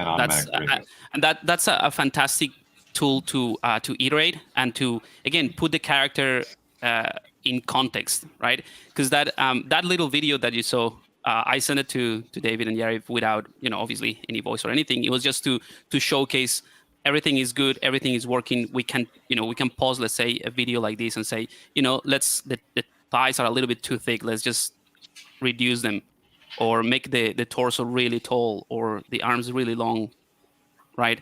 And then just play it again, and it works, right? The rig is still working fine. And I would do these type of things as well very often between CC4 and ZBrush. So maybe I'm limited to the amount of stretching or scaling that I can do within CC4, because ultimately it's kind of like a humanoid rig. But then I would send it to ZBrush and I really push things in a different way, or make it spike up or whatever. Send it back, then iterate, and then send like this video, right? Just a recording, like a literal screen recording of whatever I have in here, as a way to prototype and showcase that everything, how everything feels in real time, rather than just having a T pose or A pose before it gets rigged. Now with the face, I'm just gonna bring in. So I'll show you a couple of things. So this is Marcelo's face, which I work in separate. That's kind of like the magic that I don't know what happened up to this point, because I work on two separate files. One that is just about the face, and another one that is just the body. But it was combined. So yeah, this is the project of the face. Obviously, it has a full body character, but I wasn't focusing on this, just on the face.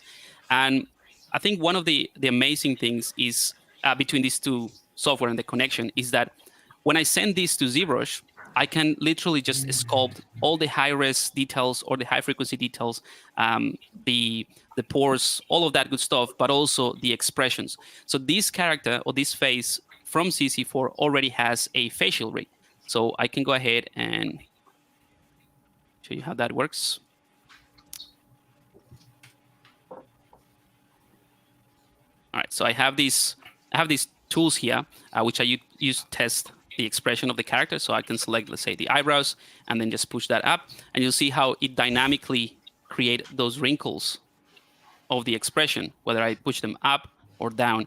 And those are created in ZBrush. So I will send an expression, let's say like this, to ZBrush, and I will just sculpt those things. And what's awesome is that you can send that back to CC4, and ZBrush would export it as a or the plugin, the interaction between the software will export it as a normal map. So these are dynamic normal maps that are happening. But it makes it so much realistic and so much more interesting, even though it is a stylized character.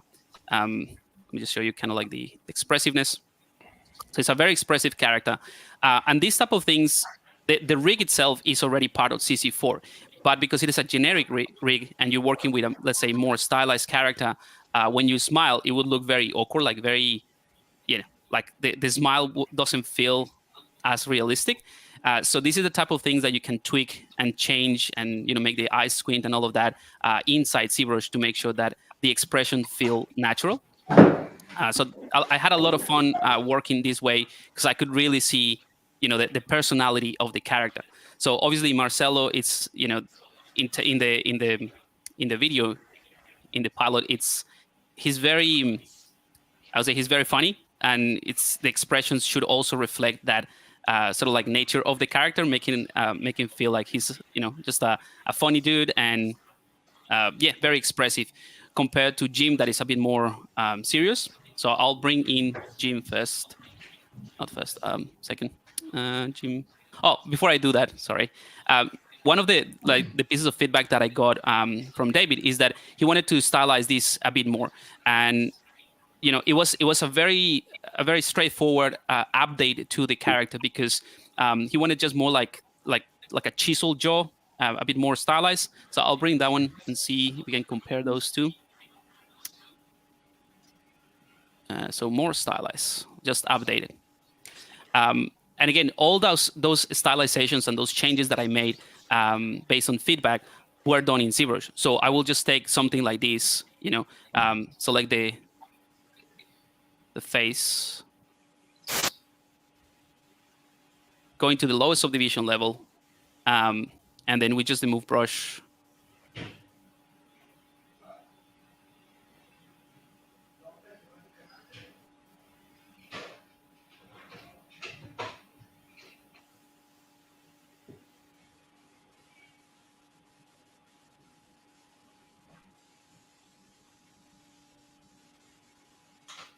Just start from the basics, just changing the silhouette, and then go slowly over every single subdivision level, and maybe use something like this damn standard brush. Doing this very rushed, but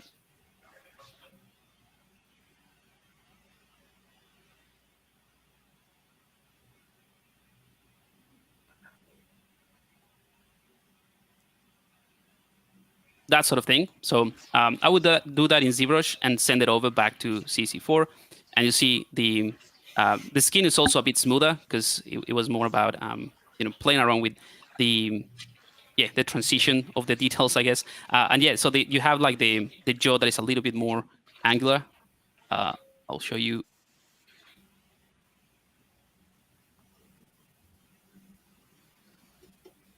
So this is the type of update that we got.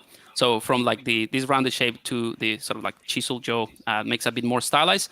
And that was like a relatively easy fix, just because I had everything ready in CC4, but I could use ZBrush as my master file. And that's kind of like one of the key points of the workflow, is that everything is in ZBrush, but then you just keep sending updates to the other software. So yeah, that's Marcelo. Let's go back to Jim.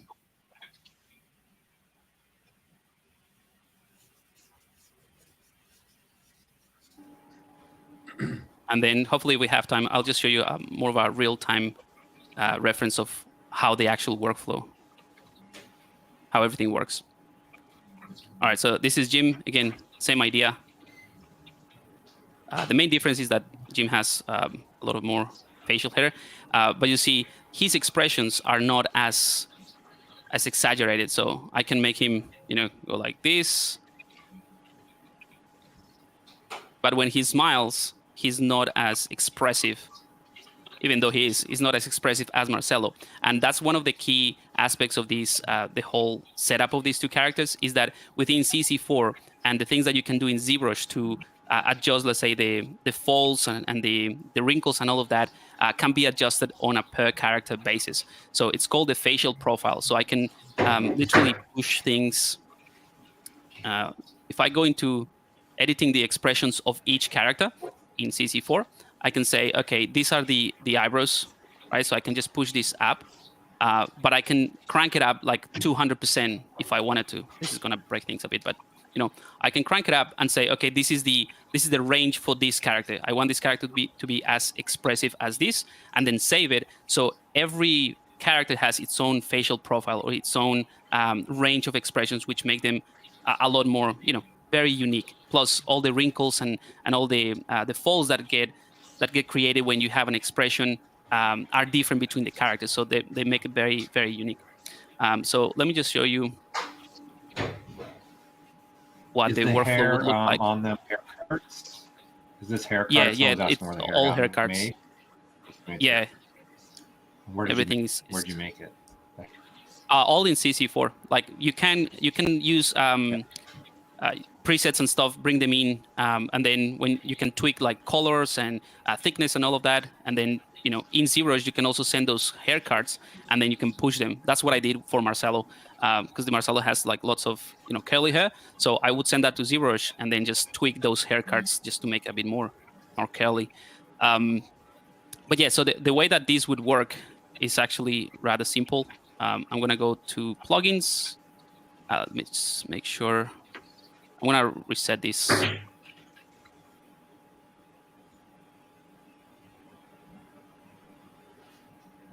Okay, so I would go to the ZBrush face tools, and make sure actually I have Jim selected. I don't think it matters, but yeah. So you get this window, right? And it is asking you, what do you want to do? So I'm going to create a new, let's say a new tool in ZBrush. I worked at 7K, but that's going to be a little bit overkill for this demo. So I'll keep it at level 6, just to let you know, like if you were to replicate this, it's better to do it at level 7 because that gives you lots and lots of polygons and 4K texture, or the conversion of the normal maps will be in 4K when you send it back. All the things that you do in ZBrush. And you see all of these things in here are the bases that create the expressions of the characters. So if I click on this one, and you see the normal detail is also on, this plugin is going to create that tool in ZBrush, and it's going to translate the normal details from the original base mesh, like the generic normal map. The generic normal map is going to send it to ZBrush, and it's going to be converted as displacement, and it's going to be applied to the model. So you can have all those details in a layer, which is awesome. You can control the amount of details that you want to have. That's pretty much what I did as well for Marcelo. If you look at all the details on the skin, it's more going towards the realistic amount of details. But with the update, it was a bit cleaner. So I just had to go back to the layers that I had and refine some of the areas to make it a bit more, a bit smoother. And once it's set up, I mean, the initial setup is the one that takes maybe a couple minutes. But once it's set up, you can just go back and forth really, really quickly. So let's see I don't know if there's any questions or anything. I can just sort of cover that while this is setting up, and I'll show you the real-time interaction. Actually, is it possible to switch back to my, sorry, is it possible to switch back to my screen while that's loading? Because I want to show them what we did from this pipeline. Can you guys switch back to my screen for a second? Sure. So what we've done over there on the screen left, that's Sebastian. He was the actor who played Marcel. And from Pablo's model, with the help of Joe Gunfest, giving us some sculpts on the face, what we've done is we've been able to go in there and 3D print. Sorry, it's really awkward for me here, looking at the screen. But yeah, so we've actually been able to get a 3D printed output of this character on our frozen printer. And it's pretty cool. So this just finished, I don't know, like 4 or 5 hours ago. We just quickly assembled it real fast. But yeah, this came right from that model that you see. And then the work of Bo Langerman here to help us slice it apart and patch it together. And my friend Andy Williamson here to help us with the printer and slicing software. It was just awesome. So it's a great, great, great print. Anyways, I just wanted to share that with everybody while that loads. Go ahead, you guys. Go ahead, share on Pablo's screen. Go ahead. Yeah, that's awesome. So it's getting there, 85%. Yeah, so I would say, well, this is finishing the setup, and I can show you real time what that would look like. It was really fun to work this way because it's kind of like designing or iterating while you already have the technical part ready. I don't know if that makes sense, but it allows me to sort of like explore shapes and keep sculpting and add details and like literally do the concept design that I would usually do more regularly. But knowing that when I click a button, I send everything back to either Substance Painter or CC4 or whatever, it would already work, and it's like just updating things rather than starting from scratch. So that was a lot of fun, and again, I think it allows for a lot of iteration in the process, even at the at this stage that everything is working sort of like for production, I feel like these tools within the 3D concept world are very powerful, because you can have something like one of these characters, but changing a few things and show the kind of like the final result straight away without having to go through the entire process of rigging it again, or creating a facial profile or anything like that. It's very, very seamless. All right, so this is finishing up. Just letting you know, like what this plugin is doing behind the scenes is setting everything in ZBrush and creating for each one of the expressions a layer, and it's gonna send the high subdivision level to, I think it's subdivision level 6, which what I set up. But in the final version of these characters, I use subdivision level 7, which gives me 4K textures. There we go. So now it's starting the entire setup process. So as it does that, you see that there's like changes around the face. So it is taking each expression. I think there are like about 13 morphs. And out of those 13 morphs, let's say one of the morphs is pushing the eyebrows up, and the other one would be squinting the eyes, that sort of thing. And out of all of those morphs, every other bit of the expression gets created in CC4. So it's like using blends between those blend shapes. And it is also bringing the details of the normal map or whatever that comes from CC4 into ZBrush. So this one is already the final file. That's why I have all these wrinkles in here. Like I said, the setup process is the one that takes the longest. But once you are in the flow and you're working, adding those details, it's pretty seamless, and it just takes a few seconds. Did you over exaggerate the wrinkles and things for yourself when you were doing this? Like, did you make it deeper so that the normal map would pick up even better? So when you put the expressions in, you'd have obviously paint also within the wrinkles. Yeah, I mean, I didn't do that like intentionally. I think it comes down to the stylization of the things that we were going for.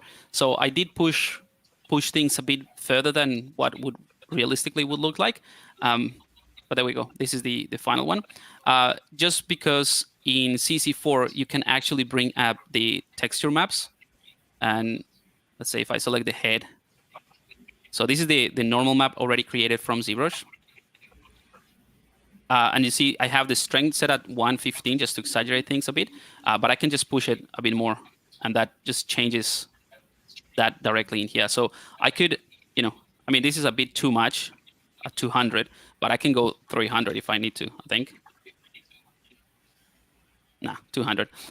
But yeah, so I didn't spend too much time exaggerating things in ZBrush. I just work kind of like as what I wanted to create as a concept, and it's like, yeah, this is working fine, and I can do those tiny adjustments in CC4. However, you have the ability to go to layers in ZBrush, and this detail layer, that's the one that you see from CC4. So you see some of the details are slightly different. So everything this is the subdivision 6, all the smooth surface and everything, and every single detail right now is in a detail layer. So you can work without the detail layer and just work on the, let's say, the primary and secondary shapes. I'm gonna bring in the C plugin here and show you what this does. Let's go to ZBrush Face Tools, this one right here. So the way that this plugin works, there's not like a lot of like magic things happening.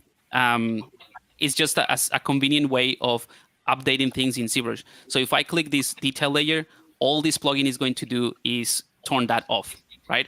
But it does it in a convenient way because you have a lot of different layers or sculpting layers, and each one of those layers correspond to an expression. So if I click on browse race, is going to go through all of the layers, is going to identify which one is the layer that has the effect, right?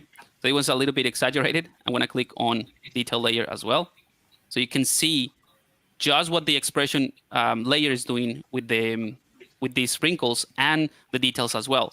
And then you can just go ahead and tweak any expression. So like I said, I'm going to exaggerate things kind of like destroying things, but I can go to the lowest subdivision level, and with symmetry, I can just push this up, right? So this is how I would personalize and make everything very custom for the characters, right? And say, okay, this is the expression that I want, and then I'll go, let's say, talking about like primary and secondary shapes, then I'll go to the highest subdivision level, and in the case of the actual characters that I did, I smoothed everything out and I recreated all the details manually. So I would just do these type of things, and let's bring in something like the dam standard or like the Geo. So this is a custom brush that is based on the dam standard brush, but it's a bit sharper, right? So I will do these type of things with a bit more thoroughly than this, but this will be the expressions. And if I think maybe these are a little bit too much, which at the end I ended up changing, I can just smooth everything out, maybe from a different subdivision level. And I can create my own expressions. So I'll just do one very simple so that you can see the effect of this.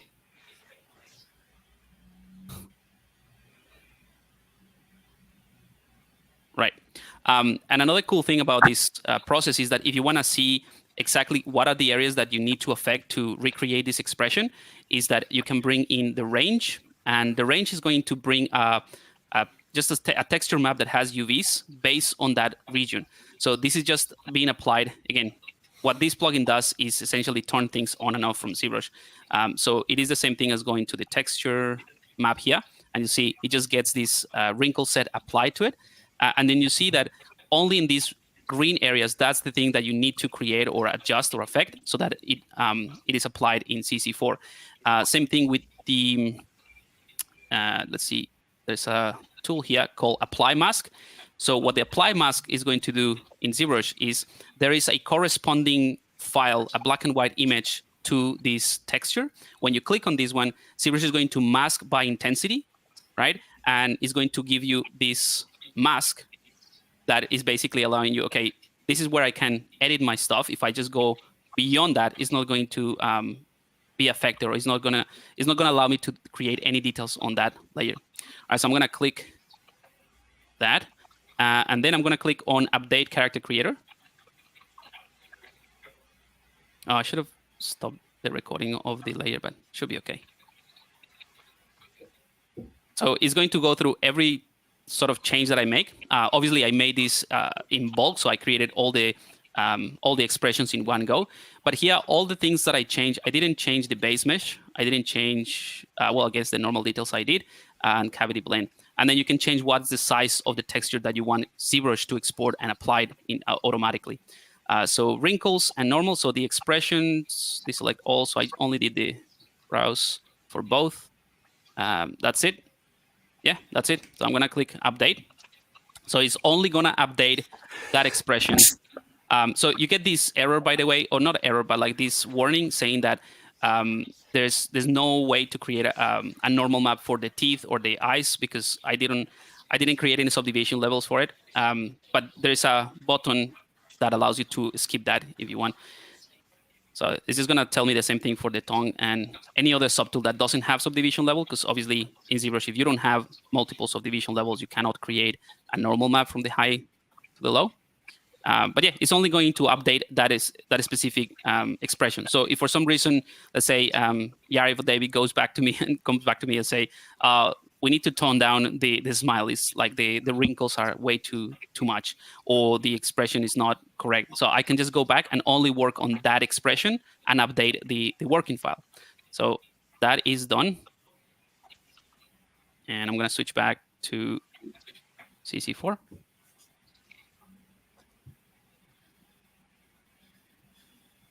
And here we go. So it is basically now updating the normal. You won't see any changes right now because it would only apply those changes when I, push the eyebrows up. There we go. Updating just one. And also because I didn't change the detail layer, it's applying kind of like the same wrinkle map, the default one which is slightly different from the one that I worked on. So you see, this is kind of like the generic one, the one that you see here. All right, so I don't know, while this loads, it shouldn't take that long. Happy to answer any questions about this workflow. I think you're getting some really positive feedback in the chat. People are really loving the workflows and just complimenting you on everything that you've been presenting. So that's really great. Sweet, thank you.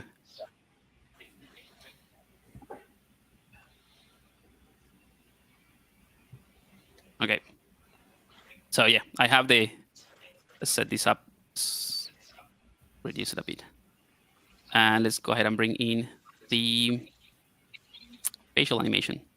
So in theory, if I take the eyebrows now, push them up, you see I have that sort of, those lines that I created in ZBrush straight away, and it works with the diffuse, which is, by the way, something, on a side note, it's another really cool workflow. If you don't like to work on these more stylized or realistic characters, and you want to work on a fully very stylized character that has expressions, you can literally do the same thing that I did, but instead of adding sculptural detail in ZBrush, you can use polypaint and export that as a normal texture. So when your character in CC4 has this expression, you won't see the normal detail, but you would see let's say, a color line appearing as a much more stylized, cartoony version of the expression. So it is in there.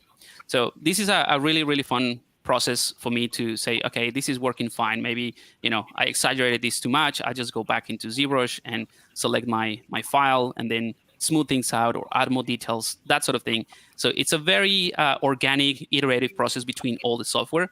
And I can also bring it into Painter if I want to add some more high frequency details, like with additional normals or pores and things like that. But like I said, I prefer, and this is just a personal thing, I think, I prefer to stay within ZBrush as long as I can. And in terms of details, I have a set of brushes that sort of help me speed up the workflow. So I'll just show you. So I have a bunch of this one right here. This is skin brushes. So I use these ones to help me add details. So there's one that I use quite a bit, which is the Wrinkle Pusher 2 or 1.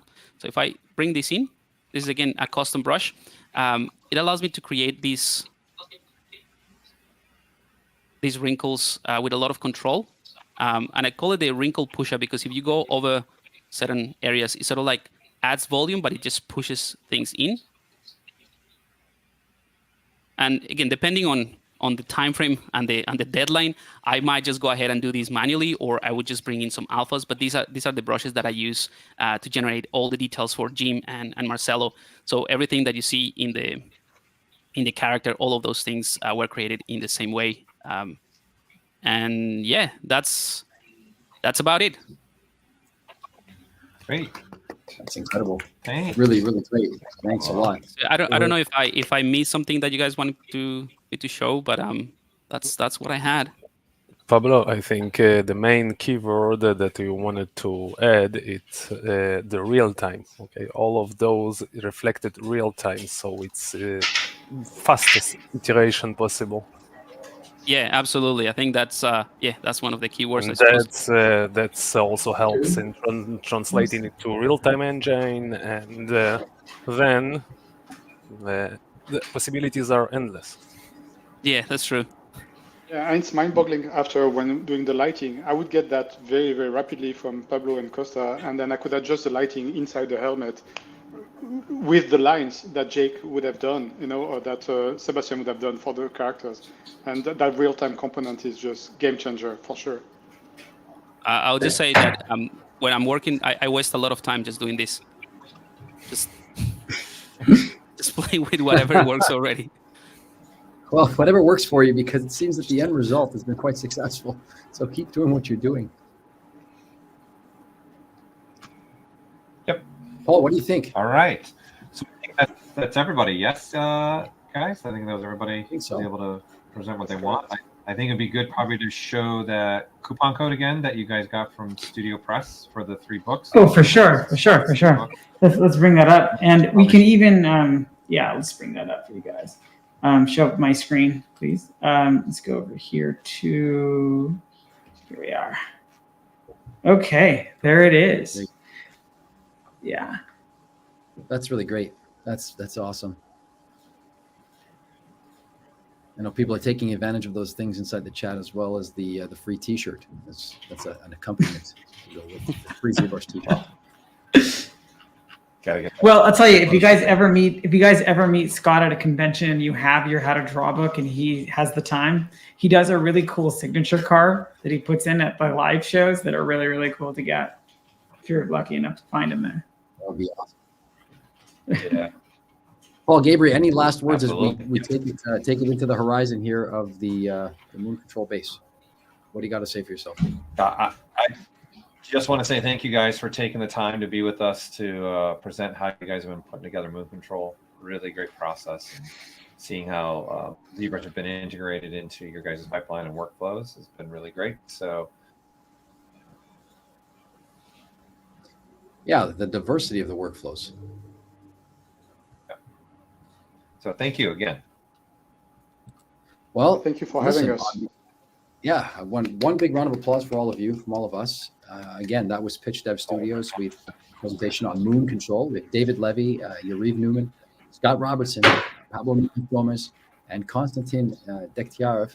I want to thank you all. I'm Louis Tucci, and that was Paul Gabriel on behalf of Maxon. We can't thank you enough. Everybody have a great day. Thanks for watching. Thank you so much, guys. Thank Have a you good so one. much. Bye. Thanks, everyone. Everybody. See you.